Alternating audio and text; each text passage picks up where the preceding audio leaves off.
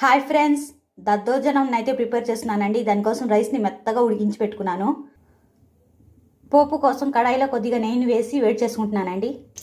నెయ్యి వేడెక్కాక ఇందులో కొద్ది పోపు దినుసులు యాడ్ చేస్తున్నానండి. మినపప్పు, ఆవాలు, పచ్చనపప్పు, కొద్దిగా జీలకర్ర, కొన్ని మిరియాలు, సన్నగా కట్ చేసిన ఎండుమిరపకాయ ముక్కలు, అల్లం తరుగు కొద్దిగా, సన్నగా కట్ చేసిన పచ్చిమిర్చి ముక్కలు, ఒక రెమ్మ కరివేపాకు, జీడిపప్పు పొలుకుల్ని యాడ్ చేసి ఫ్రై చేసుకోవాలండి. ఇప్పుడు ఇందులో చిటికెడు హింగుని యాడ్ చేసి కలుపుకోవాలండి. అలాగే కొత్తిమీర తరుగుని యాడ్ చేసి కలుపుకొని పోపుని పక్కన పెట్టుకోవాలి. ముందుగా ఉడికించి పెట్టుకున్న అన్నాన్ని కొంచెం గట్టితో మెక్కుని అందులో 1 కప్పు పాలని యాడ్ చేస్తున్నానండి. బాగా కలుపుకోవాలి పాలని.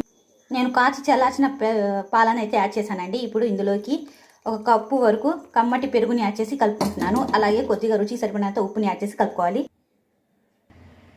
లాస్ట్లో పోపును కూడా వేసి కలుపుకుంటే